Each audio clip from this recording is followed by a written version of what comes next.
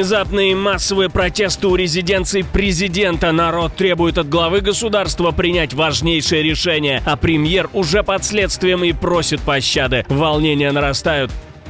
Тайная миссия в Москве. Человек Трампа срочно летит на переговоры с Путиным без протокола и камер, а президент США дает свое слово и говорит об очень надежном плане и гарантиях.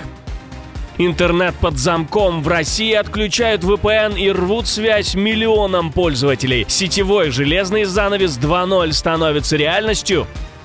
Минск готовит замену Боингу. Самый современный авиалайнер обещают построить в кратчайшие сроки. Получится ли в спешке собрать что-то стоящее и будет ли это безопасным? Об этих и других самых главных событиях вечера понедельника 1 декабря. Самые важные и срочные новости, эксклюзивные подробности. Вы смотрите информационный выпуск «Нехта». Оперативно о событиях в России, Беларуси, Украине и мире. Раньше и понятнее других. Все, что нужно знать сегодня.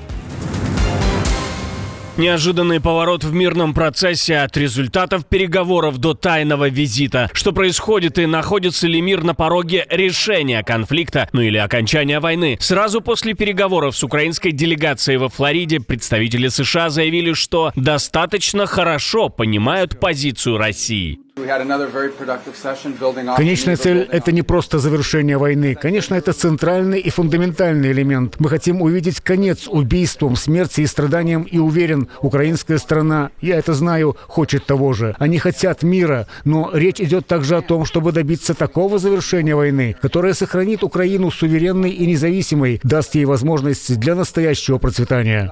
А спецпредставитель Дональда Трампа Стив Уиткоф отправляется в Москву для прямых переговоров с Владимиром Путиным о прекращении войны. Деталей поездки мало, но сам Трамп журналистам смог таки очертить, с каким посылом летит его спецпредставитель, не так давно засветившийся на слитых в сеть переговорах с помощниками российского диктатора. Мы с вами говорили об этом в предыдущих выпусках.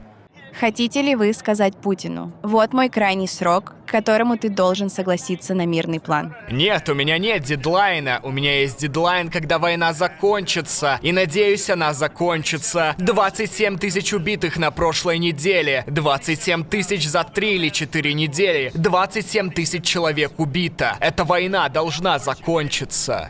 Поездка запланирована после встречи, в которой участвовали Уиткоф, государственный секретарь Марко Рубио и Джаред Кушнер, зять президента. Последний принимал участие в работе над новым проектом мирного соглашения. Трамп ранее не исключал, что Кушнер может поехать в Москву, хотя это официально не подтверждено. В Вашингтоне заявили, что переговоры с украинской стороной были продуктивными, но предстоит много работы. При этом обновленная, сокращенная до 19 пунктов версия мирного плана США держится в строжайшем секрете. По данным Политико, документ скрывают даже от европейских союзников после того, как предыдущий 28-пунктный вариант утек в прессу и вызвал серьезный резонанс. Франция публично призвала Путина внимательно рассмотреть американскую инициативу. Министр иностранных дел отметил, что ежедневные потери российской армии на востоке Украины превышают 1000 человек, и продолжение наступления становится слишком затратным для Кремля.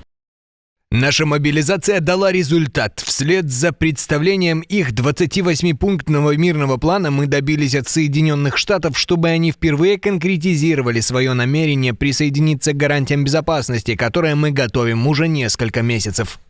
Киев сообщает о существенном прогрессе во Флориде тоже. Рустем Умеров доложил Зеленскому о сближении позиций по ключевым вопросам, хотя что это означает, непонятно, и детали требуют дальнейшего согласования. Мы благодарны суперкоманде президента Трампа, которая нас поддерживает. Мы обсуждаем будущее Украины, безопасность Украины и недопущение повторения агрессии против Украины. Мы обсуждаем процветание Украины, то, как ее восстановить. США слышат нас, США поддерживают нас, США идут рядом с нами. По словам президента Украины, удалось сохранить конструктивный формат и удержать обсуждение в рамках, которые не затрагивают вопросы суверенитета. Глава МИД Турции Хакан Фидан заявил, что возможное мирное соглашение между Украиной и Россией может закрепить тишину в регионе на десятилетия. Почему-то главный турецкий дипломат уверен, что Путин остановится. Ключевым элементом возможного договора, по словам министра, должно стать жесткое обязательство сторон не нападать друг на друга, не при каких обстоятельствах. Мы где-то такое уже слышали, правда?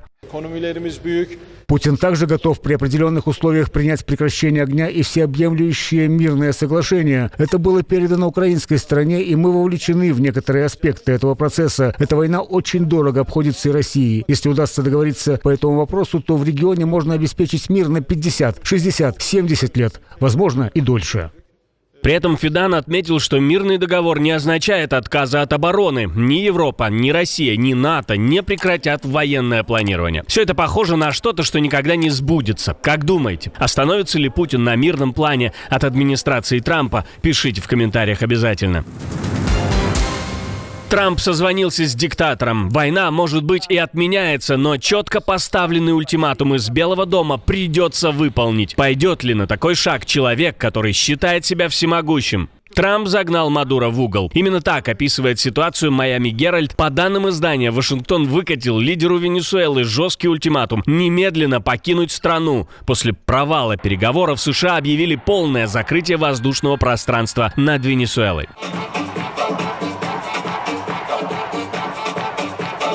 Американцы предложили Мадуро и его жене и их сыну гарантированную эвакуацию, но только в одном случае, если он уходит в отставку сразу, без переходного периода, без торговли. Но пусть с такими условиями дело и так было обречено на провал, но приукрасил картину сам глава Венесуэлы. Он тоже поставил Трампу условия. Мадуро потребовал глобальной амнистии для себя и своего окружения, сохранения контроля над вооруженными силами, по аналогии с моделью Никарагуа в 1991 года, свободных выборов, но только при условии, что армия остается под его влиянием. Вашингтон отказал, естественно, по всем пунктам. Главным разрывом стало время. США настаивали на мгновенной, буквально прямо сейчас отставке. Каракас категорически отказался. Разговор, который был организован при посредничестве Бразилии, Катара и Турции, после этого больше не возобновился. Когда Трамп публично заявил, что небо над Венесуэлой полностью закрыто, Мадуро попытался снова выйти на связь с Вашингтоном, но ответа уже не получил.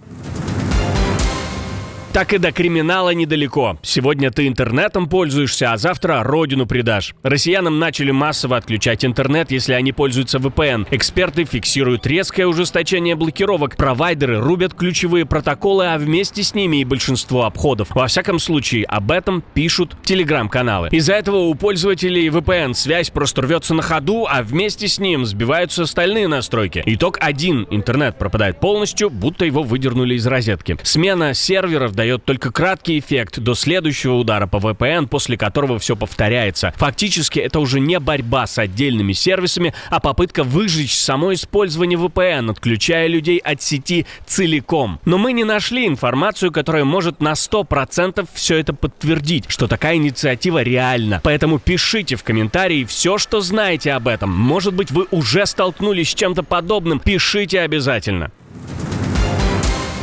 Ковчег от диктатора. Лукашенко снова решил замахнуться на великое. Теперь Минск собирается создать собственный авиалайнер. И уже скоро. Глава администрации Лукашенко объявил, что первый белорусский самолет должен появиться к 29-30 году. Никаких характеристик будущей машины он не назвал, потому что Беларусь осваивает авиастроение с нуля, но сразу заверил, все будет сделано в связке с российскими авиастроителями. От этого становится еще тревожнее. Учитывая, что этот рынок фактически мы осваиваем с нуля.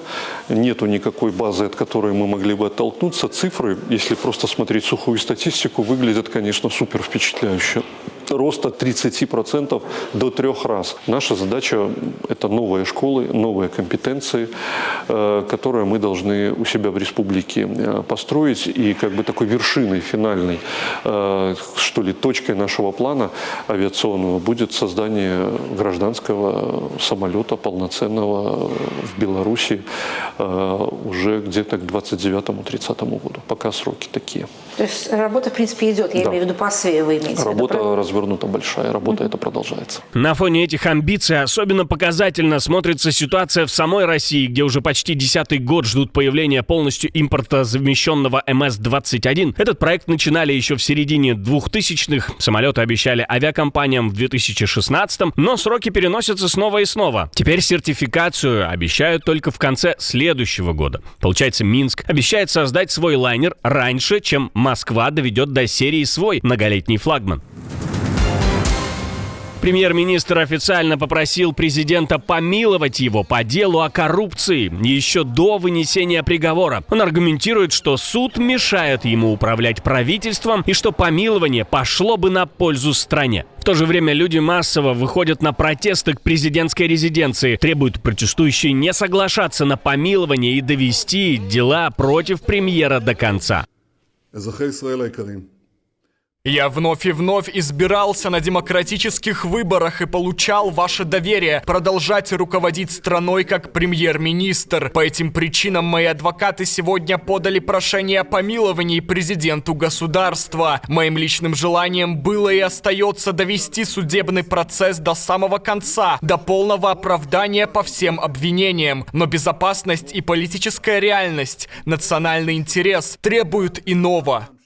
Биньямин Нетаньяху – самый долгоправящий лидер Израиля. Он продолжает отрицать обвинения во взяточничестве, мошенничестве и злоупотреблении доверием. Его адвокаты заявили, что он уверен в полном оправдании, но просит вмешательства президента в интересах государства. Реакция в Израиле оказалась резкой. Жители Иерусалима, к примеру, говорят, помилование до приговора – это попытка уйти от ответственности, в том числе из-за события 7 октября, когда Хамас напал на Израиль. Часть критиков считает, что помилование можно обсуждать только при одном условии, если Нетаньяху уйдет в отставку и согласится на создание национальной комиссии по расследованию провалов 7 октября. Правда, за всю историю Израиля такое предварительное помилование было только один раз.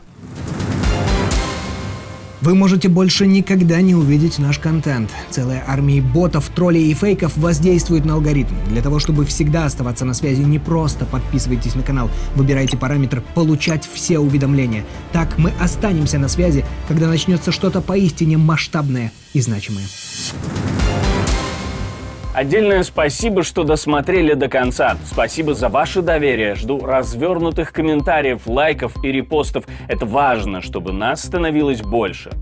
На этом пока все. До новых встреч и хороших вам новостей.